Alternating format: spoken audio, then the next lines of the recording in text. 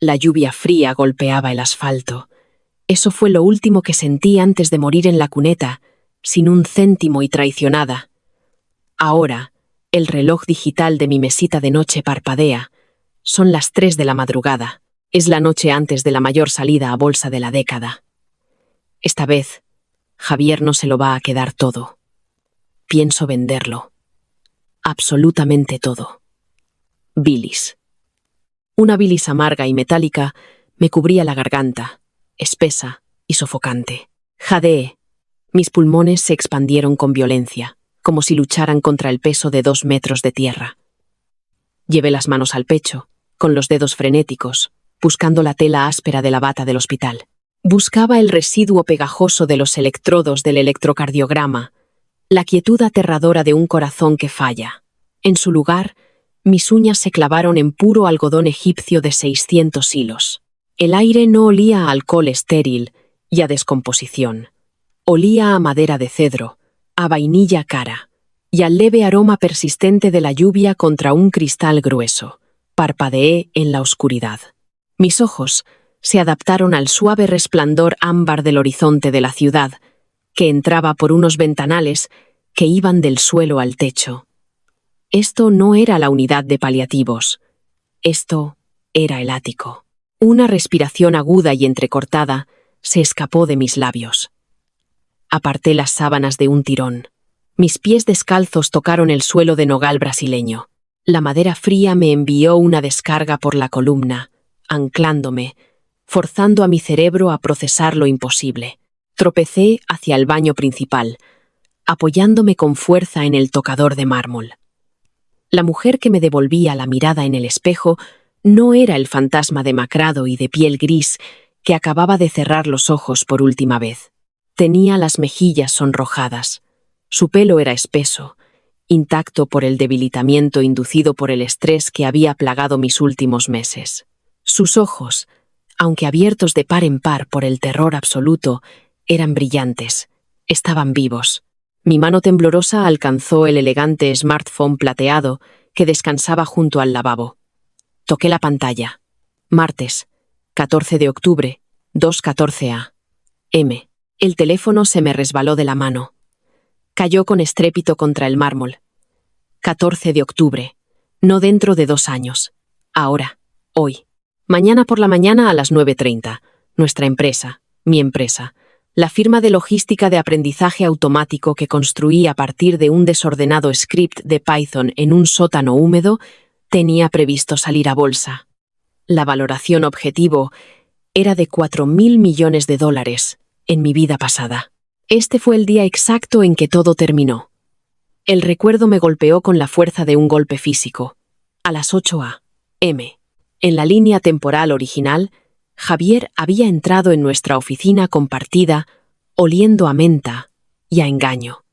Me había entregado una pila de documentos de reestructuración, llamándolos formalidades estándar de los suscriptores. Cegada por el agotamiento, la confianza y los restos del amor que creía que compartíamos, los firmé. No leí la cláusula oculta. No vi la transferencia de propiedad intelectual cuidadosamente construida que anulaba por completo mis acciones de fundadora, citando un incumplimiento de contrato fabricado de nuestros primeros días. A mediodía, el consejo me había echado. Por la tarde, ya no podía entrar en el edificio. Cuando intenté luchar, los abogados de Javier me sepultaron en requerimientos judiciales hasta que los honorarios legales agotaron mis ahorros. Él se quedó con la empresa, se quedó con los miles de millones. Se llevó a Laura, mi supuesta mejor amiga, a tocar la campana en la bolsa de Nueva York. Y yo me llevé un diagnóstico terminal de miocardiopatía, inducida por el estrés que acabó con mi vida un martes lluvioso, 2 años después. Me miré en el espejo. El pánico remitía, drenándose como agua sucia, dejando atrás algo frío, duro y aterradoramente afilado. Una risa me subió por la garganta. Un sonido seco y áspero que resonó en los azulejos importados. Javier pensaba que yo era una blanda, pensaba que era la nerd tranquila que solo quería escribir código mientras él interpretaba al visionario carismático para los inversores de capital riesgo. Creía que ya había ganado. En este momento, estaba durmiendo al otro lado de la ciudad, en el apartamento de Laura. Me había dicho que iba a pasar la noche en vela en la oficina con el equipo legal para finalizar los documentos Suno. Ahora sabía la verdad. Sabía exactamente en qué sábanas estaba enredado en este mismo segundo. Salí del baño. Mis pasos ya no temblaban. Pasé de largo el dormitorio y me dirigí directamente al despacho de casa. No necesitaba llorar. No necesitaba gritar ni romper los caros jarrones que él compró para decorar este museo hueco de relación. Necesitaba un portátil. La pantalla cobró vida, proyectando una dura luz azul sobre mi rostro. Evité los portales estándar de la empresa y me conecté directamente a mi cuenta de holding privada. Allí estaban 5 millones de acciones de fundadora, el 40% de la empresa, actualmente bloqueadas por un acuerdo de tenencia estándar previo a la salida a bolsa. Un acuerdo que se aplicaba a la negociación en el mercado público, pero que tenía un resquicio muy específico y peligroso en lo que respecta a las transferencias institucionales privadas. Un resquicio que yo había insistido en redactar años atrás, paranoica con las adquisiciones hostiles, y del que Javier se había reído, calificándolo de tonterías paranoicas de una técnica. Abrí mis contactos.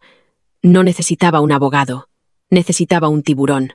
Mi dedo se detuvo sobre un nombre que no había pronunciado en voz alta en 3 años. Víctor Sterling. Víctor era el director de una firma de capital privado depredadora. Era despiadado, carecía de brújula moral y tenía una venganza personal contra Javier después de que éste lo humillara públicamente en una conferencia tecnológica en Silicon Valley.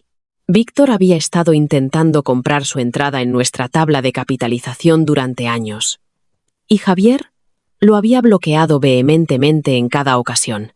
Si quería reducir a cenizas el imperio de Javier antes de que él tuviera la oportunidad de robármelo, Víctor era la cerilla. Miré el reloj. 2:35 a.m. No me importaba. Los hombres como Víctor no duermen cuando hay sangre en el agua. Pulsé el botón de llamar. El teléfono sonó 2 veces.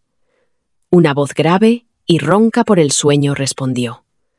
Es un momento increíblemente peligroso para llamar a mi línea privada. Más vale que sea un número equivocado. O que alguien esté muerto. Nadie está muerto, Víctor, dije, mi voz sorprendentemente firme.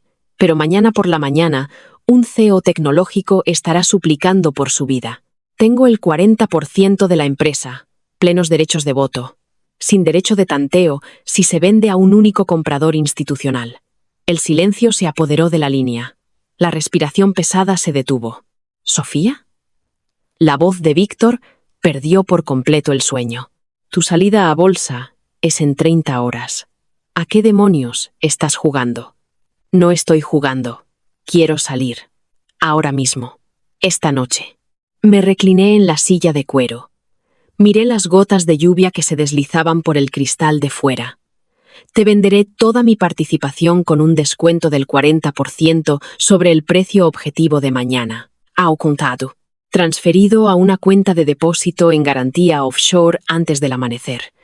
Tú obtienes el control del consejo. Obtienes la propiedad intelectual.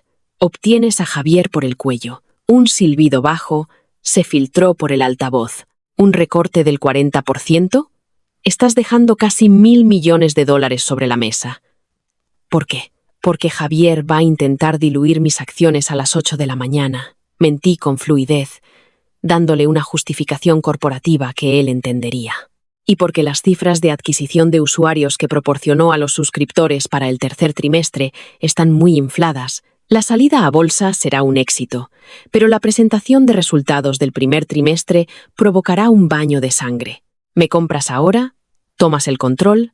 ¿Vendes en corto las acciones restantes a través de tus fondos en la sombra? Y lo destrozas antes de que la SEC termine su café matutino. Prácticamente podía oír los engranajes girando en la cabeza del multimillonario. La pura malicia de la jugada. El beneficio financiero de la venta en corto. La oportunidad de destruir por completo al hombre que se había burlado de él. Envíame el pliego de condiciones, dijo Víctor. Su voz goteaba un júbilo venenoso. Mi equipo legal estará conectado en 5 minutos. Colgué el teléfono. Una sonrisa lenta y genuina se extendió por mi rostro por primera vez en 2 vidas. Un trueno hizo temblar las ventanas del ático. Un retumbo bajo y ominoso que vibró a través del suelo. Dentro del despacho, el único sonido era el clic frenético y rítmico de mi teclado mecánico. Trigasima Blas Andore. El equipo legal de Víctor trabajaba con la aterradora eficacia de un ataque militar. Mi bandeja de entrada era un campo de batalla de PDFs entrantes, enlaces de DocuSign y protocolos de transferencia bancaria encriptados. Me senté con las piernas cruzadas en la silla de cuero. Bebía un vaso de agua fría del grifo. Me sentía más despierta que en una década. La transferencia era increíblemente compleja, pero totalmente legal. Como había estructurado mi capital bajo una sociedad limitada privada durante nuestra ronda de financiación inicial, algo que Javier me había insistido constantemente en disolver, no estaba sujeta al período de bloqueo estándar para empleados. Estaba vendiendo la propia sociedad limitada a la empresa matriz de Víctor. En el momento en que la tinta se secara, Víctor no solo sería el dueño de mis acciones, heredaría mis derechos de voto supremos. Podría despedir al CEO. Podría detener la salida a bolsa. Podría vender la empresa por chatarra. La voz metálica del abogado principal de Víctor resonó desde los altavoces de mi portátil. Cláusula 4b. Necesitamos una garantía absoluta de que no hay litigios pendientes contra tu propiedad intelectual, Sofía. Si Javier intenta reclamar que robaste el algoritmo principal, todo este acuerdo quedará congelado por la SEC. El algoritmo está registrado a mi nombre. Patentado antes de la constitución de la empresa, respondí con calma, mostrando los recibos originales de la oficina de patentes que había guardado en un disco duro externo. Javier tiene un acuerdo de licencia que depende enteramente de mi consentimiento activo como miembro del consejo. Cuando venda mi puesto a Víctor, ese consentimiento irá conmigo. Si Javier intenta reclamar la propiedad intelectual, puedes emitir legalmente una orden de cese y desistimiento sobre el producto principal de la empresa. Una risa oscura vino de Víctor, que estaba escuchando en silencio en la conferencia telefónica. Dios, construiste un interruptor de apagado en tu propia empresa. Construí un cinturón de seguridad. Corregí suavemente. Javier es el que nos está conduciendo hacia el precipicio. A las 4 a.m. Los documentos finales estaban generados. Cientos de páginas de jerga corporativa que se reducían a un hecho simple. Estaba cambiando el trabajo de mi vida por $800 millones en liquidez fría, dura e irrastreable, y entregando una escopeta cargada a un loco. Me quedé mirando el brillante botón azul de firmar aquí en la pantalla. En mi vida pasada, habría dudado.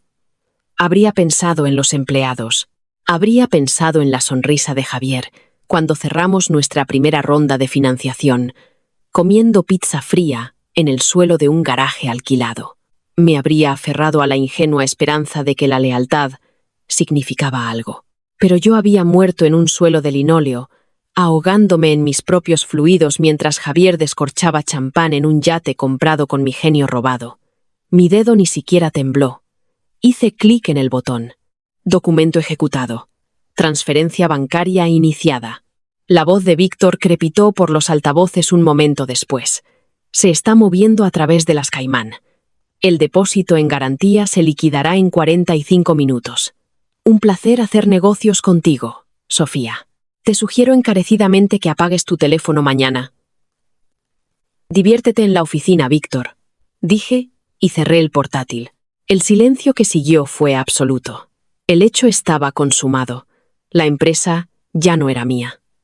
La vida de Javier, tal como la conocía, ya había terminado. Simplemente aún no se había despertado para darse cuenta.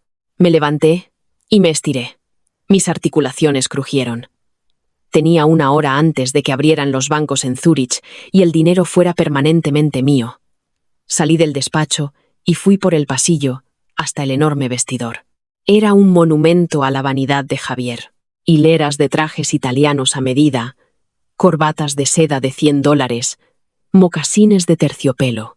Mi lado del armario era escaso en comparación. Unas cuantas chaquetas, unos vaqueros cómodos, un par de vestidos de cóctel que me había obligado a comprar para galas de la industria. Cogí una bolsa de lona desgastada del estante superior. No empaqué la ropa de diseño. No empaqué las joyas que me había regalado. Diamantes de sangre comprados con fondos de la empresa, sin duda. Empaqué 3 pares de vaqueros, 5 camisetas, mis botas cómodas y el disco duro externo que contenía cada línea de código que había escrito. Entré en el salón y me detuve junto al piano de cola. Encima había una fotografía con marco de plata de la cumbre tecnológica del año pasado.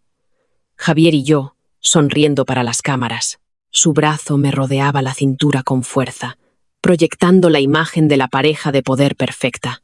Cogí el marco. Sentí el metal frío bajo mi pulgar. No lo rompí. Romperlo implicaría que me importaba. En su lugar, lo dejé con cuidado boca abajo sobre la madera pulida. Mi teléfono vibró en mi bolsillo. Un único mensaje de texto de un relé bancario suizo automatizado. Transferencia completada. Fondos asegurados. Saldo. 820 millones de dólares.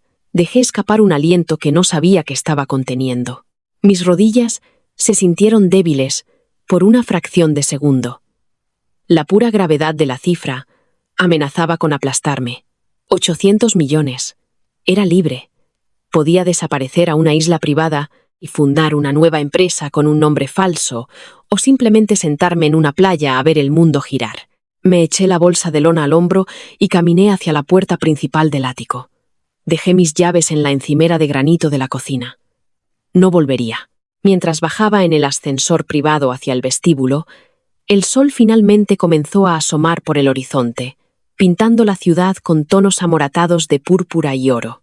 La tormenta había pasado, dejando las calles resbaladizas y brillantes bajo la primera luz. Salí al aire fresco de la mañana. Me ajusté la chaqueta contra el frío. Paré un taxi que estaba esperando junto a la acera. Aeropuerto JFK, le dije al conductor, deslizándome en el asiento trasero. Mientras el taxi se alejaba del lujoso rascacielos, mi teléfono se iluminó. Eran las 6:30 a.m. Llamada entrante. Javier. Me quedé mirando su nombre brillando en la pantalla. Estaba despierto. Probablemente acababa de llegar a la oficina para preparar la documentación fraudulenta que planeaba obligarme a firmar. En cualquier momento, su asistente le entregaría una notificación de la SEC de que la tabla de capitalización de la empresa había sufrido un cambio sísmico catastrófico. En cualquier momento, Víctor Sterling entraría por las puertas de cristal de la sala de juntas, flanqueado por abogados, e informaría casualmente a Javier de que ya no era el CEO de su propia empresa. El teléfono dejó de sonar. Un segundo después, apareció un mensaje de texto. Sofía, ¿dónde estás? Tenemos que repasar los documentos finales de los suscriptores. Te necesito en la oficina lo antes posible. Sonreí. Escribí una respuesta con una mano mientras el taxi se incorporaba a la autopista. Lo siento, Javier. Vendí mis acciones. Que tengas una gran salida a bolsa. Pulsé enviar. Luego apagué el teléfono, saqué la tarjeta SIM y la dejé caer en la oscuridad de mi bolsillo. La ciudad pasaba volando por la ventana, un borrón de hormigón y cristal, moviéndose hacia atrás mientras yo, finalmente, avanzaba de verdad. El olor a combustible de avión y a granos de café tostado impregnaba el aire de la sala VIP privada de primera clase. La lluvia golpeaba el grueso cristal insonorizado de la terminal del JFK, dejando en tierra todas las salidas internacionales hasta que la célula de tormenta pasara sobre el Atlántico. Hace 10 horas. Un retraso por el tiempo habría disparado mi ritmo cardíaco a una arritmia peligrosa. Ahora, sentada en un profundo sillón de cuero con una taza de cerámica de café negro calentando mis palmas, el retraso se sentía como un regalo. Me daba un asiento en primera fila para la ejecución. Al otro lado de la sala silenciosa y con poca luz, una enorme televisión de pantalla plana estaba sintonizada en la CNBC. El ticker en la parte inferior de la pantalla se deslizaba con predicciones previas a la apertura del mercado, brillando en verde y optimista. En mi vida anterior, nunca vi la retransmisión de nuestra salida a bolsa. Me habían encerrado en una sala de conferencias de recursos humanos estéril y sin ventanas, rodeada de los abogados corporativos de Javier, llorando tan fuerte que hiperventilaba mientras ellos deslizaban los papeles de despido sobre la mesa de laminado. Había sentido mi pecho oprimirse.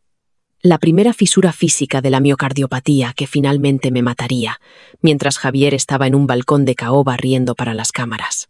El gráfico de la televisión marcó las 8:30 a.m., una hora para la campana de apertura. Mis ojos permanecieron fijos en la pantalla. La presentadora, una mujer elegante con una chaqueta carmesí, sonreía, hablando de la esperada oferta tecnológica del trimestre. Se reproducían imágenes de archivo del logotipo de nuestra empresa, seguidas de un clip pregrabado de Javier con un aspecto atractivo y rudo, soltando palabras de moda cuidadosamente ensayadas sobre revolucionar la logística global y potenciar la cadena de suministro. Viéndolo hablar, no sentí ira. Esa era la parte más extraña de despertar en el cuerpo de una mujer muerta. La furia al rojo vivo que había consumido mis últimos años, los gritos en mi almohada, las fantasías obsesivas de venganza, las lágrimas amargas, había desaparecido por completo.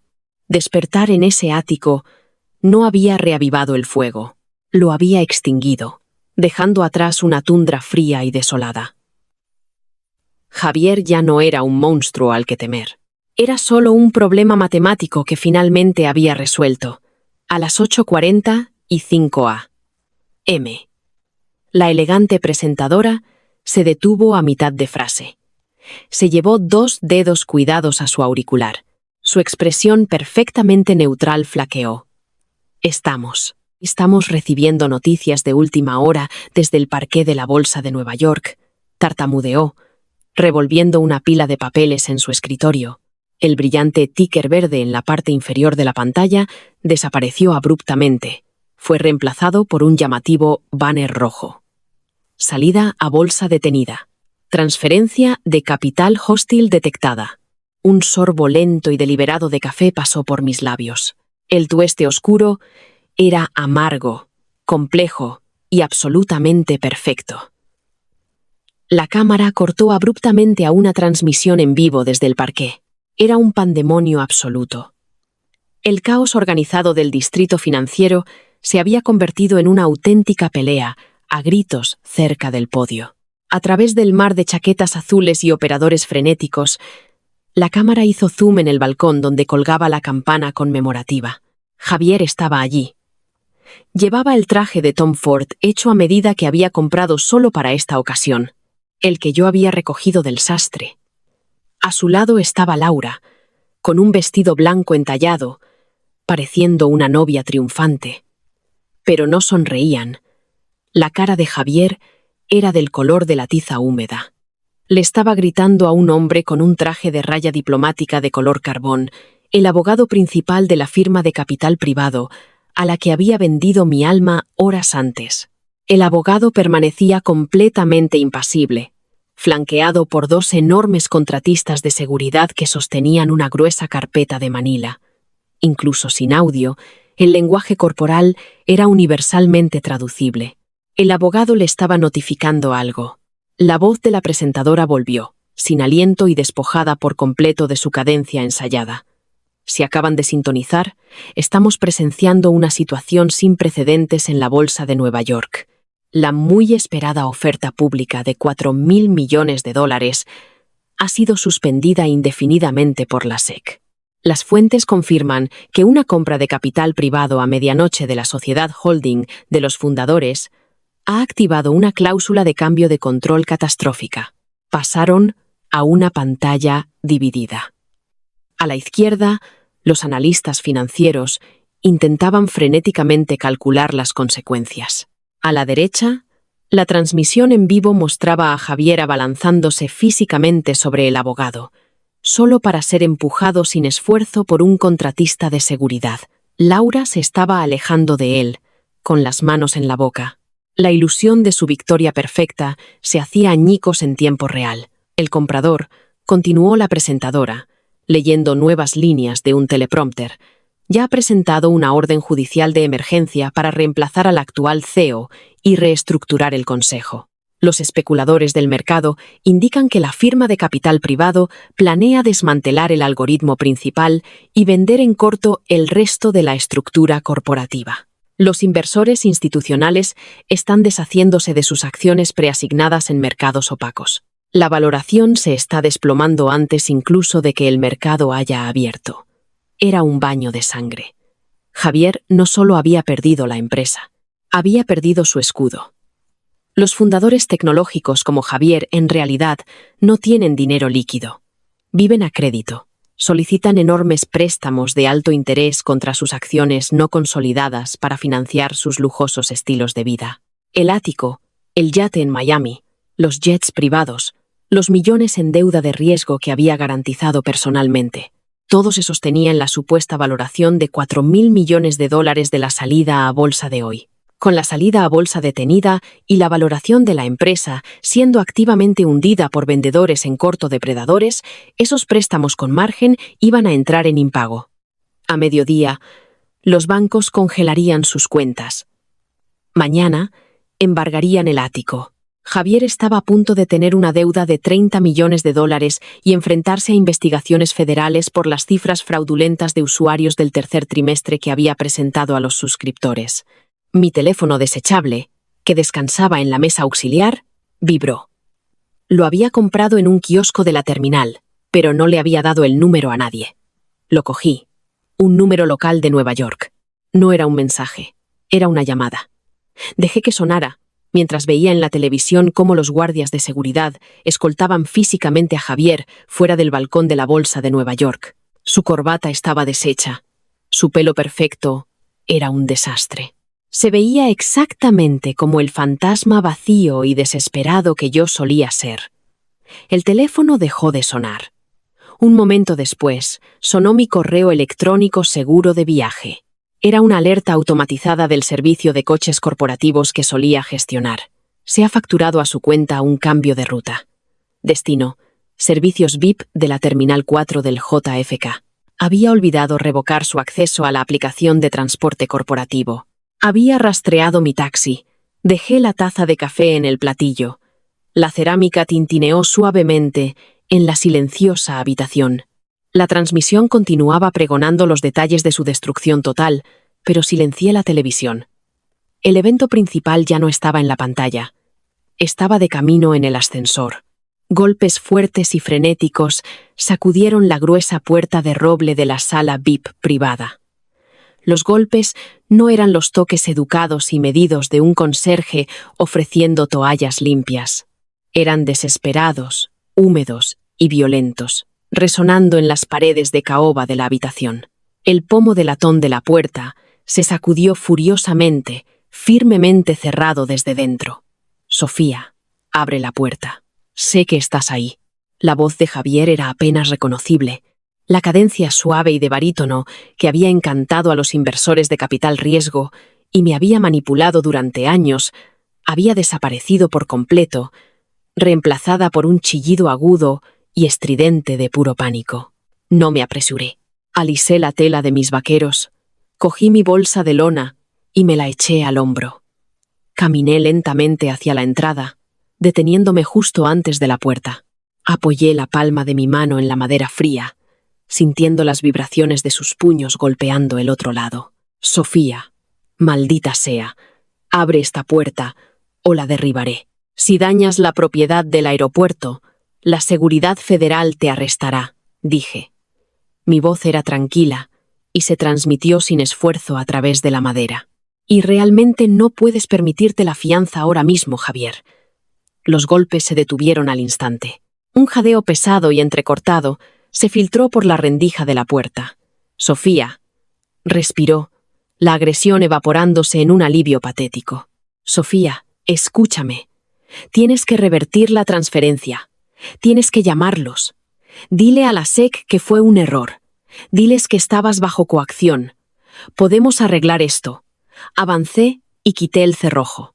Abrí la pesada puerta lo suficiente como para quedarme en el marco. Tenía un aspecto horrible. La lluvia torrencial de fuera había empapado su traje a medida, pegando la costosa lana a su piel.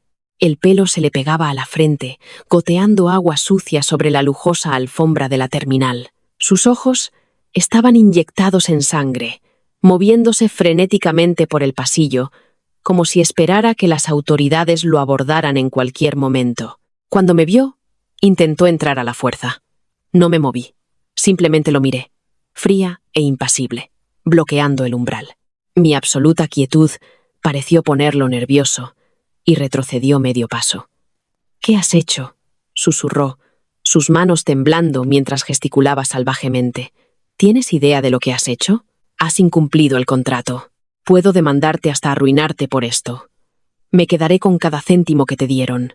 Es ilegal, Sofía. Es sabotaje corporativo». Cláusula 7A, del acuerdo original de fundadores. Recité de manera uniforme, observando cómo una gota de sudor se mezclaba con el agua de lluvia en su mejilla. Mi sociedad limitada retiene los derechos de votos supremos y la transferibilidad completa sin la aprobación del Consejo, siempre que la empresa aún no haya entrado en el mercado público. Nunca leíste los documentos fundacionales, Javier. Solo leías las partes que te hacían parecer rico. Su mandíbula se movió sin emitir sonido. La amenaza de una acción legal era un farol, y ambos lo sabíamos.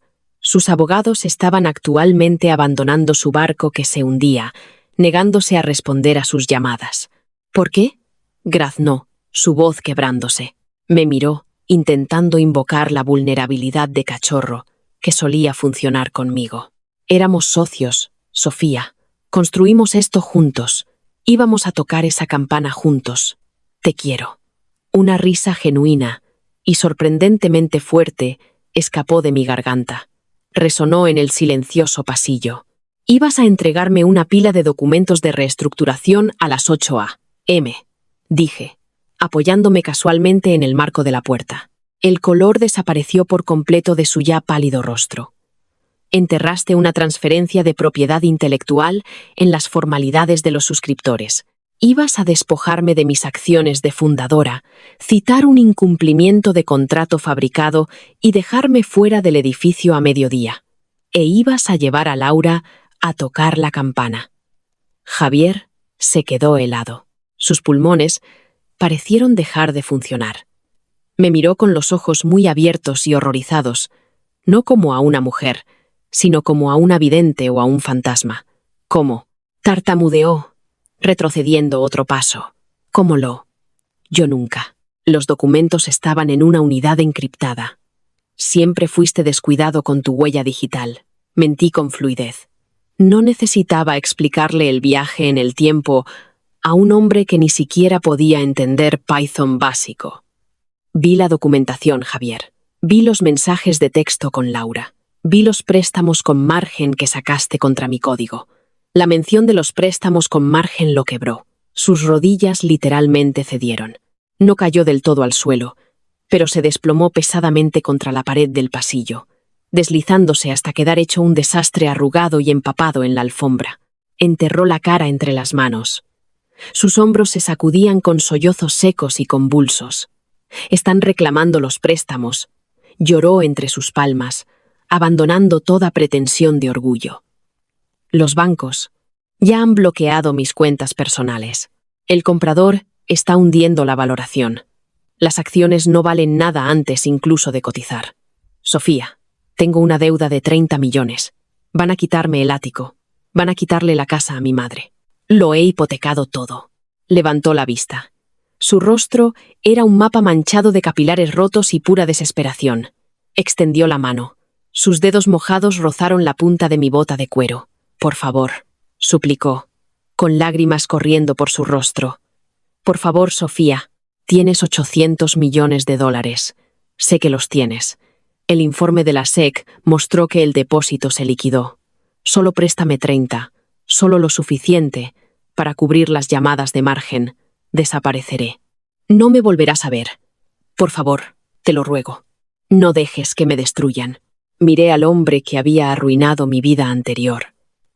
Miré las manos que habían firmado mi despido, la boca que me había mentido, los ojos que me habían visto perderlo todo y no sintieron remordimiento. Esperé la oleada de vindicación, esperé la euforia triunfante de destruir a mi enemigo, pero nunca llegó. Solo me sentí cansada. Mirar a Javier ahora era como mirar un trozo de basura en la acera. Ligeramente desagradable, totalmente insignificante y fácil de pasar por alto. Te destruiste a ti mismo, Javier, dije suavemente. Aparté su mano de mi bota con un movimiento lento y deliberado. Yo solo aceleré el proceso. Sofía, espera, por favor. Retrocedí hacia la suite y cerré la pesada puerta de roble. La cerradura se activó con un clic fuerte y final. No miré por la mirilla. No escuché sus sollozos ahogados contra la madera. Caminé hacia las ventanas y observé cómo la lluvia finalmente comenzaba a despejarse sobre la pista. Mi vuelo estaba embarcando. Era hora de vivir. Los motores a reacción rugieron, vibrando a través del suelo de la cabina de primera clase. Las gotas de lluvia se deslizaban horizontalmente por el cristal reforzado mientras el avión aceleraba por la pista, rasgando la niebla gris de la mañana. La gravedad me hundió en el asiento de cuero. Por primera vez en 2 vidas, el peso opresivo en mi pecho no tenía nada que ver con el estrés o un corazón que fallaba. Era solo física. Atravesar la capa de nubes fue como romper un techo de cristal. La luz del sol inundó la cabina, dura y brillante, iluminando las motas de polvo que danzaban en el aire presurizado. Abajo, la ciudad de Nueva York era una cuadrícula cada vez más pequeña de hormigón y consecuencias, engullida por la tormenta que dejábamos atrás. El sueño me venció en algún lugar sobre el Atlántico. No fue la inconsciencia intermitente y plagada de pesadillas que había atormentado mis últimos meses en el hospital. Fue profundo, pesado y sin sueños. Aterrizar en Zúrich fue un marcado contraste con el caos de Wall Street. El aire era fresco, con sabor a nieve y pino, y el aeropuerto se movía con una precisión silenciosa y mecánica. Un coche negro esperaba en la pista. En 1 hora, estaba sentada en una sala privada con paneles de madera en una institución financiera centenaria, firmando las últimas claves criptográficas para asegurar mis activos. Los días se convirtieron en semanas. No compré un megayate ni un castillo en expansión. Alquilé una modesta villa de paredes de piedra a orillas del lago de Ginebra. Tenía una chimenea de leña, una conexión de fibra de alta velocidad y un balcón con vistas a un agua tan clara que reflejaba los Alpes. Las noticias de los Estados Unidos llegaban en fragmentos digitales, fácilmente digeribles con el café de la mañana y bollería fresca. El colapso de Javier fue absoluto.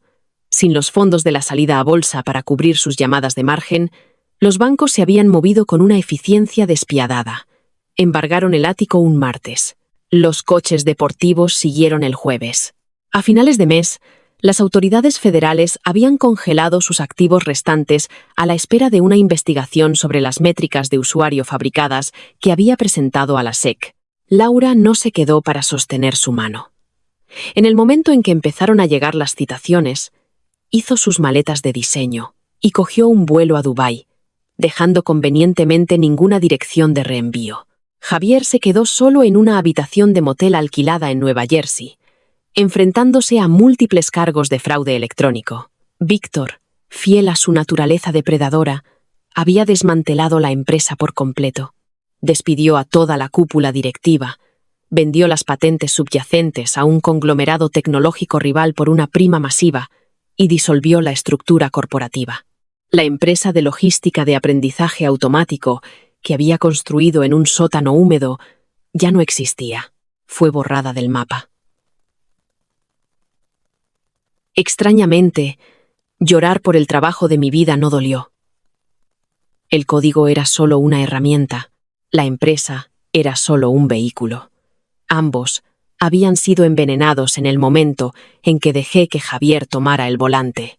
Ver el imperio arder hasta las cenizas se sintió menos como un funeral y más como una demolición controlada. El sitio estaba despejado. Los cimientos estaban finalmente limpios.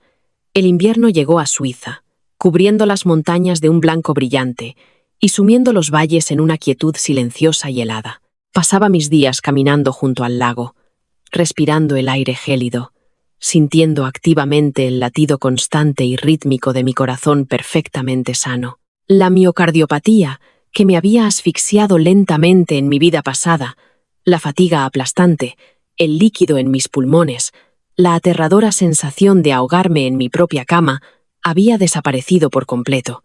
Los chequeos médicos confirmaron que mi corazón estaba impecable, completamente libre de las cicatrices inducidas por el estrés que me habían matado. Tenía 28 años, físicamente perfecta y armada, con casi $1.000 millones en capital líquido. Había comprado mi vida de vuelta.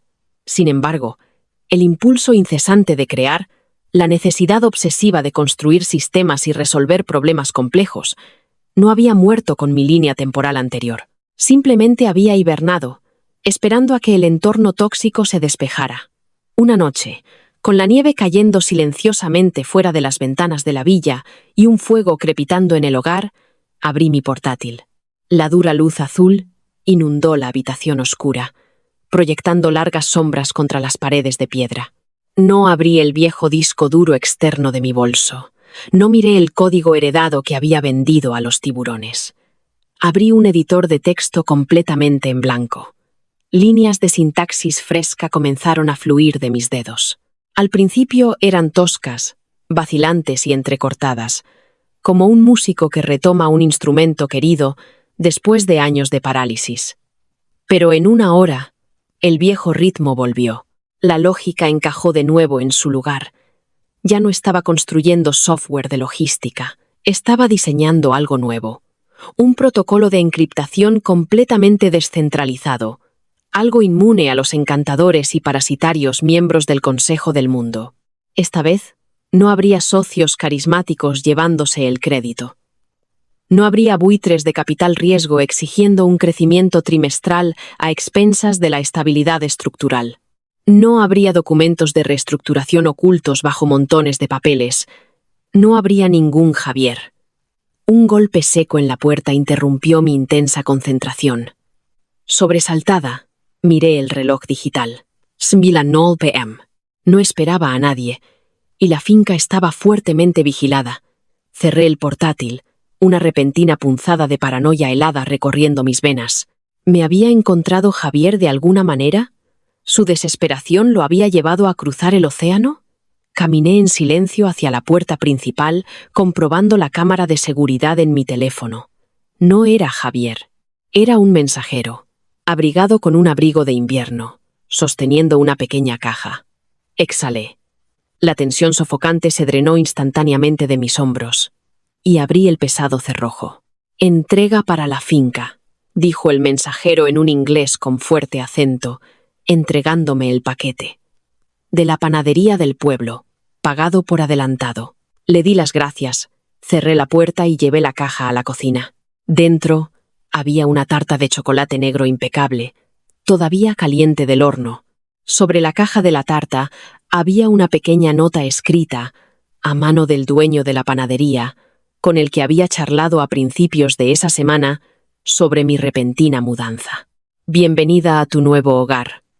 Una sonrisa genuina asomó a mis labios. Cogí un tenedor, me acerqué a la ventana y observé cómo la nieve se posaba sobre el lago oscuro. El pasado estaba muerto y enterrado bajo 800 millones de hormigón legal. Mañana escribiría otras 1.000 líneas de código impecable. Al día siguiente, podría comprar una casa en las montañas solo porque podía. Le di un bocado a la tarta. Era intensa, dulce y enteramente mía. La lluvia fría sobre el asfalto estaba a una vida de distancia. Mi nueva vida acababa de empezar, y el horizonte estaba perfectamente despejado. A veces, la mejor venganza no es ver sufrir a tus enemigos. Es asegurar tu propia libertad absoluta mientras ellos cavan sus propias tumbas. Javier intentó robar un imperio, pero acabó perdiéndolo todo. ¿Hizo Sofía lo correcto al dejarlo todo atrás por paz y 800 millones de dólares? Déjame saber tu opinión en los comentarios. Si te ha gustado esta historia de karma definitivo, por favor, dale al botón de me gusta, comparte este vídeo y suscríbete para más historias increíbles.